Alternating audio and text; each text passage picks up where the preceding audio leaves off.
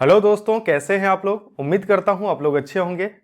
और वेव के इस लेक्चर सीरीज में हम लोग बात करेंगे।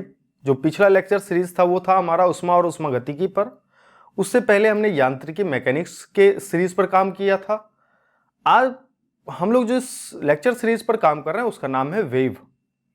तो वेव में हमने ऑसिलेशन, फोर्स्ड ऑसिलेशन, या फिर हमने harmonic motion, simple harmonic motion SHM के बारे में जिक्र किया। आज हम लोग बात करने वाले हैं तरंग के बारे में। तरंग, जिसको हिंदी में जिसको अंग्रेजी में हम लोग वेव कहते हैं और जिसका अर्थ होता है लहर। लहर लहर को ही हम लोग तरंग कहते हैं।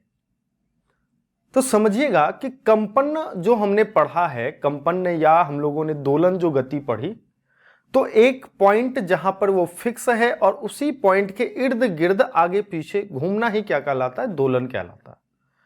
कंपन क्या होता है? जब दोलन का आयाम बहुत छोटा होता है, बहुत छोटे स्तर पर वो इधर से उधर करता है, तो इसी को हम लोग कंपन कहते हैं। दोनों एक ही चीज है, बशर्ते कि दोलन बड़े आयाम के साथ होता है और कंपन जो है वह छोटे आयाम के साथ होता है।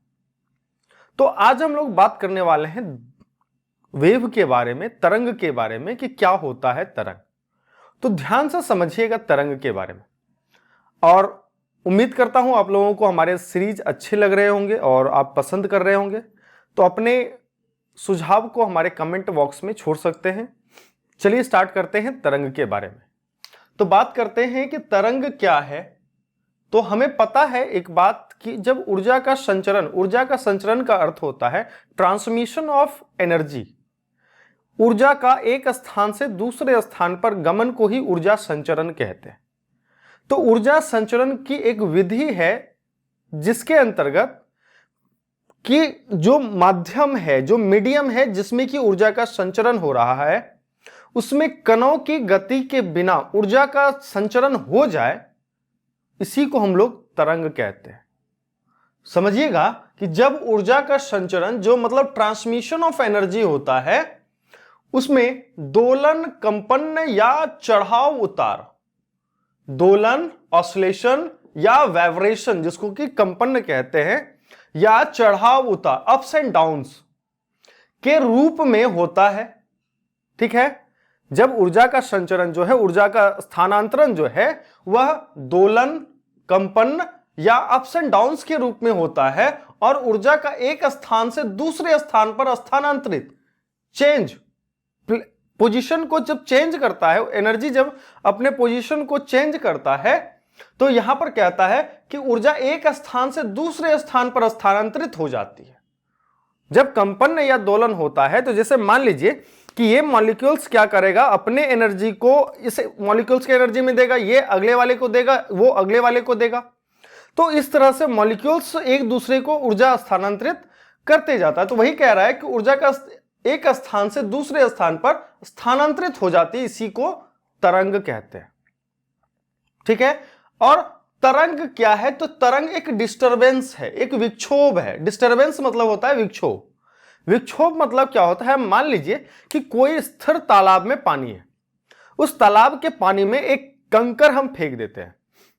जब हम कंकर फेंकेंगे तो जल में क्या होगा? एक विक्षोभ उत्पन्न हो जाएगा। विक्षोभ मतलब उसके जो मॉलिक्यूल्स जो अभी स्थिर थे उसमें क्या होगा? तो मोशन हो जाएगा। कौन सा मोशन हो जाएगा? ऑसिलेटरी मोशन हो जाएगा, दोलन गति हो जाएगी। तो दोलन गति क्या था कि पहले स्थिर था उसके मॉलिक्यूल्स, अब मॉलिक्यूल्स में क्या हो गया? डिस्टरबेंस मतलब विक्षोभ उत्पन्न हो गया। तो तरंग क्या है? तरंग एक प्रकार का विक्षोभ ही है, डिस्टरबेंस इन मॉलिक्यूल है। ठीक है। जिसमें माध्यम के कण तो वास्तविकता में गति नहीं करते। जो माध्यम है, मान लीजिए इसमें हमने क्या किया, एक बार टैप किया तो इसके मॉलिक्यूल्स के एनर्जी जो है वो एक स्थान से दूसरे स्थान पर तो चला आया, लेकिन जो यहां का मॉलिक्यूल्स था यहीं पर रह गया। जैसे कि मान लीजिए कि आपको कहते हैं एक लंबी सी लाइन है, उस लंबी सी लाइन में सामने वाले को हमने मार्कर ट्रांसफर किया और कहा कि सबसे आखिरी वाले को देना है। तो वो क्या करेगा? अपने से पिछले को देगा, फिर वो अपने से पिछले को देगा, वो अपने से पिछले को देगा। किसी व्यक्ति ने गति नहीं किया लेकिन मार्कर में गति हो गई। उसी प्रकार से जब तरंग में ऊर्जा स्थानांतरण होता है तो जो मॉलिक्यूल्स है, मॉलिक्यूल्स गति नहीं करता है, रियल मोशन नहीं होता मॉलिक्यूल्स में, लेकिन ऊर्जा जो है वह शुरू से लेके अंत तक पहुंच जाती है। तो यहां पर वही चीज कहता है कि जिसमें माध्यम के कण तो वास्तविकता में गति नहीं करते, लेकिन ऊर्जा का स्थानांतरण एक स्थान से दूसरे स्थान तक हो जाता है। ठीक है। उसके बाद आता है कि जब तरंग किसी माध्यम में गति करती है, किसी मीडियम, माध्यम मतलब मीडियम, कोई मीडियम है उसमें तरंग अगर गति करती है तो कहता है कि उसमें माध्यम में कुछ दोलन उत्पन्न होता है। अब यहां पर कहता है कि दोलन उत्पन्न, एक जगह क्या कहा हमने कि वास्तविक गति नहीं करते, रियल मोशन नहीं होता, लेकिन क्या करता है, दोलन करता है। जैसे कि मान लीजिए पेंडुलम की अगर हम बात ले लेते हैं तो पेंडुलम अगर 3-4 यहां पर हम सीरीज में जोड़ दें, तो एक पेंडुलम को हमने हिलाया तो क्या होगा, दूसरे पेंडुलम को एनर्जी देगा, दूसरा तीसरे को एनर्जी देगा, तीसरा चौथे को एनर्जी देगा। वो क्या करेगा, एक बार हल्का दोलन करेगा, अपनी स्थिति पर आकर रुक जाएगा। क्या किया, टक्कर मारा और अपनी स्थिति पर आके रुक गया। तो इसमें क्या हुआ, दोलन उत्पन्न हुआ, गति तो हुआ लेकिन बहुत क्षणिक हुआ, जिसको हम लोग वास्तविक गति नहीं कहते। क्या कहता है कि जब तरंग किसी माध्यम में गति करता है, कोई मीडियम है, उसमें वेव जो है ट्रांसफर हो रहा है, वेव एनर्जी जा रहा है, तो उसमें माध्यम में कुछ दोलन उत्पन्न होता है, कुछ ऑसिलेशन उत्पन्न हो जाता है, और इन्हीं दोलन या कंपन के कारण ऊर्जा का स्थानांतरण होता है। मतलब जैसे हमने इस मार्कर में टैप किया तो क्या हुआ, यहां जहां पर हमने टैप किया उसके मॉलिक्यूल्स इधर उधर हुए और दूसरे मॉलिक्यूल्स को टक्कर करा, और टक्कर करते करते करते करते एनर्जी जो है वो मेरी उंगली तक पहुंच गया। जबकि हमने टैप कहां किया था, यहां पर टैप किया था। क्या हुआ, जहां पर हमने टैप किया वहां के जो मॉलिक्यूल्स है उसमें क्या हो गया, दोलन उत्पन्न हो गया। दोलन उत्पन्न होने से क्या होता है कि हमने क्या कहा था कि दोलन जो है क्या है, किसी एक पॉइंट से किसी एक माध्य स्थिति के इर्द गिर्द हिलने को ही दोलन कहते हैं। तो यहां पर जैसे ही ये आगे बढ़ा तो दूसरे मॉलिक्यूल्स को टक्कर दिया, वापस से ये अपने पोजीशन पे आ गया, अपने पोजीशन पर बना रहा, लेकिन एनर्जी क्या किया, अपने बगल वाले मॉलिक्यूल्स को ट्रांसफर कर दिया। वही चीज यहां पर कहता है कि इसी कारण से ऊर्जा का ट्रांसमिशन या ऊर्जा का स्थानांतरण होता है। अब अगला बात करता है कि उदाहरण क्या है तरंग के। तो हमने सुना है रेडियो तरंग होता है, यांत्रिक मैकेनिकल वेव्स होता है, ध्वनि तरंग होता है, साउंड वेव्स होता है, इंफ्रारेड वेव होता है, माइक्रोवेव होता है। इन सब के बारे में हम लोग जिक्र करेंगे। यूवी वेव होता है, अल्ट्रावायलेट वेव होता है। प्रकाश भी क्या है, प्रकाश एक तरंग है। प्रकाश तो वैसे दोहरी नेचर प्रस्तुत करता है, डुअल नेचर होता है। क्या तो कभी कभार वो पैकेट मैटर के रूप में भी काम करता है, कभी कभी कण के रूप में काम करता है, तो कभी कभी वो वेव के फॉर्म में काम करता है। तो पार्टिकल और वेव दोनों का नेचर होने की वजह से जो लाइट वेव होता है उसको हम लोग कहते हैं कि ये डुअल नेचर में। लेकिन लाइट वेव भी तो होता है ना, तो हम लाइट वेव भी कह सकते हैं।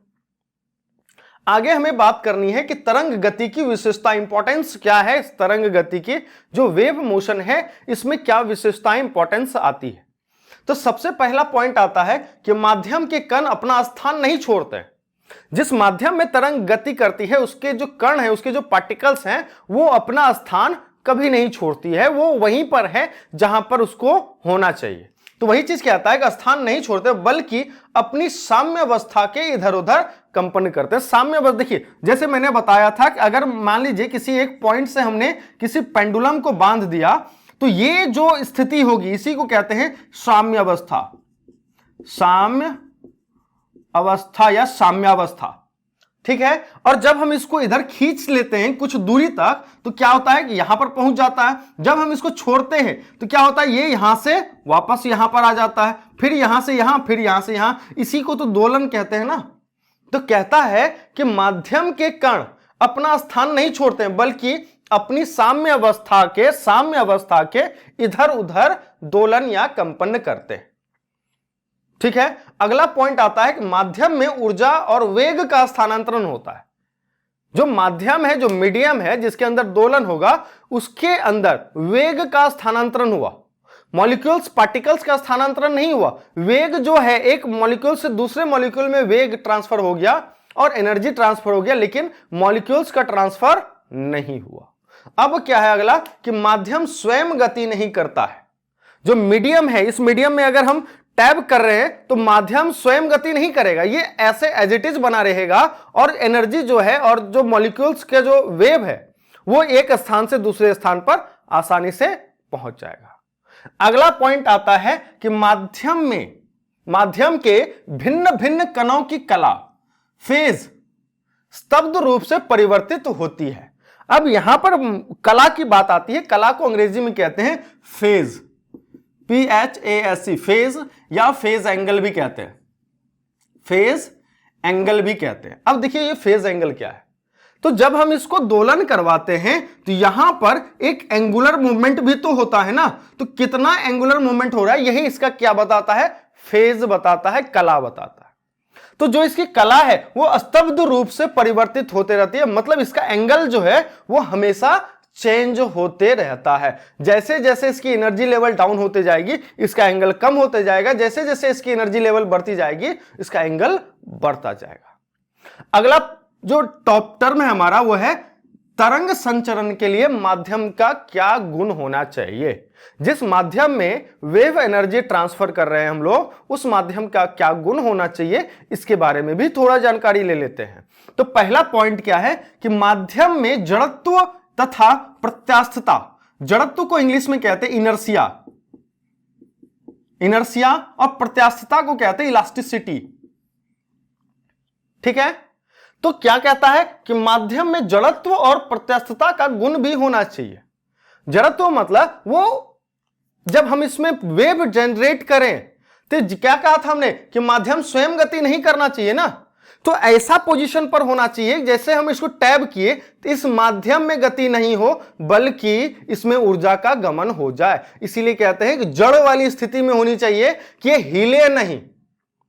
ठीक है, तो क्या कहता है कि माध्यम में जड़त्व का गुण होना चाहिए, जड़त्व वाली स्थिति होनी चाहिए, जड़ता वाली स्थिति होनी चाहिए, और क्या होना चाहिए, इलास्टिसिटी होना चाहिए। इलास्टिसिटी मतलब जब हम इस पर बल लगाएं तो बल लगाने से हमेशा के लिए ये रूपांतरित ना हो जाए, ये अपनी अवस्था को तुरंत पा सके, ऐसा गुण जो होता है किसी भी मैटर का उसको कहते हैं प्रत्यास्थता का गुण।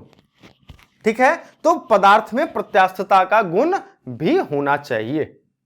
अगला जो पॉइंट आता है वो क्या है कि माध्यम में प्रतिरोध, प्रतिरोध का अंग्रेजी होता है रेजिस्टेंस, प्रतिरोध का अंग्रेजी होता है रेजिस्टेंस कम होना चाहिए। मतलब कि रेजिस्टेंस कम होने का मतलब होता है कि जब हम फोर्स लगाएं तो उस फोर्स को रोकने का कोशिश ना करें बल्कि आराम से उसके अंदर से जाने दें। क्योंकि जब हमें दोलन उत्पन्न करना है तो दोलन उत्पन्न करने के लिए इसको हमें फोर्स लगा के पीछे खींचना होगा और तब छोड़ेंगे तब इसमें गति होगा या कंपन होगा या दोलन होगा। तो कहता है कि प्रतिरोध कम रहेगा। जब ये मान लीजिए काफी भारी है, एक बच्चे को हमने दे दिया पकड़ के खींचो, तो क्या वो खींच पाएगा? क्यों नहीं खींच पाएगा? क्योंकि इसमें क्या है, प्रतिरोध है।